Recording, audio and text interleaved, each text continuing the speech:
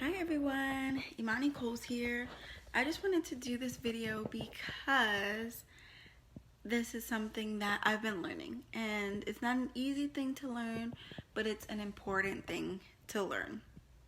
So if you are someone who likes to plan and likes for things to be organized, like me, then the idea of losing control or not having control of what's going on will drive you crazy, because you find your peace, you find your comfort, you're able to relax, you're able to be at ease when you feel like you're in control. Something I've been learning though is that there's nothing wrong with not being in control of everything that goes on. And it's actually impossible to be in control of everything that goes on because we're just not that powerful. So I think back to this past year. I really wanted to, I guess, just be aware of everything, and I wanted everything to go a certain way. So every single month I would mind map what I wanted the month to look like, how I wanted different events to play out. And every month things would look different than I had expected or hoped. But when I zoom out and just take a look at the past year, it turned out not to be as out of control as I thought. Really, things were just out of my control, but things were not out of order or chaotic or without rhyme or reason. Every bill that needed to get paid was paid.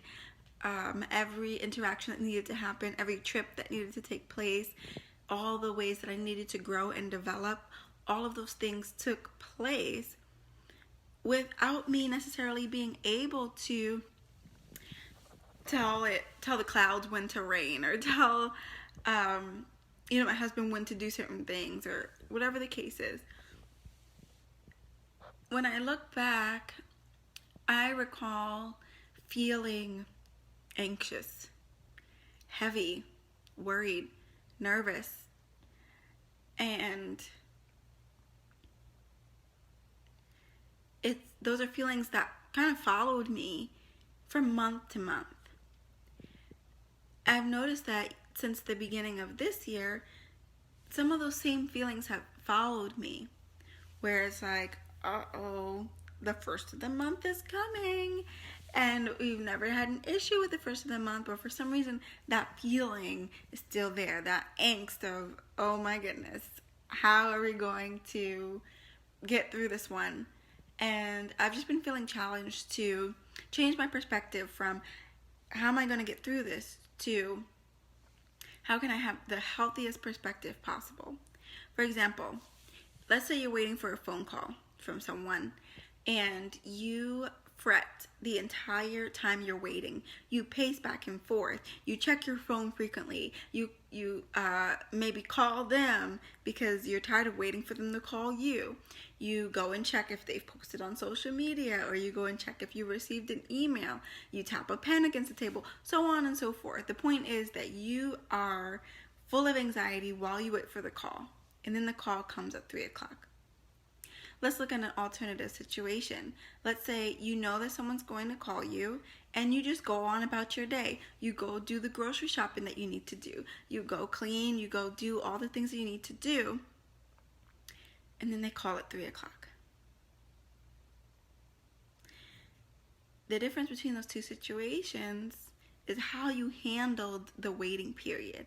The call is coming, and your anxiety lends nothing to the outcome other than the fact that you might be flustered by the time you pick up the phone. So I just wanted to encourage you that even in that little situation, we can magnify it, and that can be our life. every single time you're waiting for something, every single time you need something, every single time you're faced with a circumstance, do you bring anxiety and nervousness and all those different things with you? All that behavior where you demonstrate that you're not confident and that you're unsure and that you're really worried. Are you going to continue to bring that with you into this year?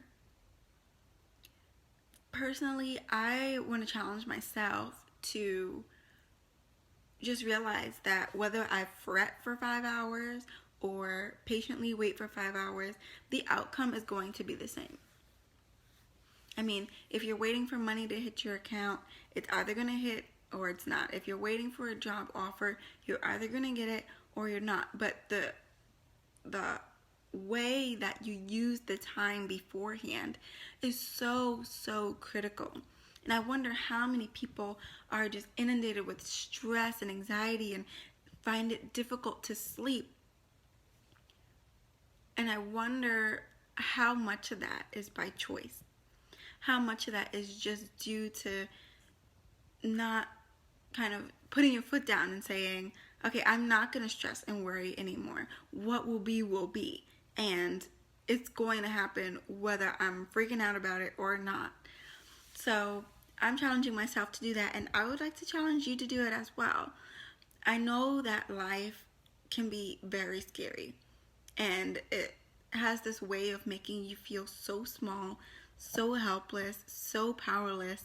And as humans, we just kind of scramble to keep that feeling of being on top and being in control. And it's terrifying, really.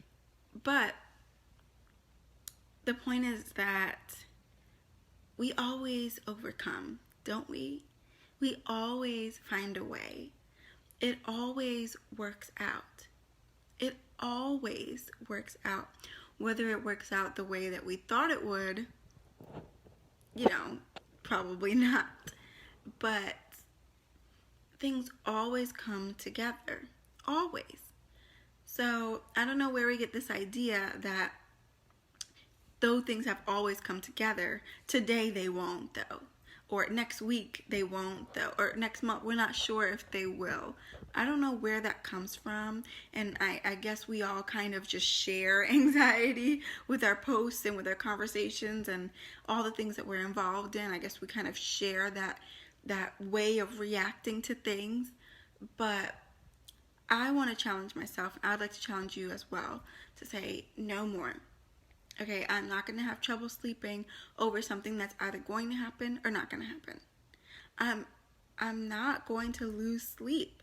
I'm not going to give myself heart palpitations. I'm not going to put myself on, medication and things like that because I keep playing this loop in my mind repeatedly, the what ifs. It's not worth it. And life is way too short and God is just way too faithful. So I hope that this has encouraged you in some way, shape, or form. I hope that you can see a little bit of yourself in this video and that you've received some tips on how to overcome this fear of losing control or being out of control. One, if you look back in retrospect, you'll see that things probably were not as out of control as they felt at the time. Two, very often the things that may not have been your preference still turned out to be good for you and develop certain things within you that you needed. And three, like the phone call example, if you're going to get that call at 5 o'clock, the call is going to come at 5, whether you fret and pace and worry and freak out about it to other people or not. So we have to make the decision, hey, what will be, and anxiety does not lend itself in a positive way to the outcome or to my life.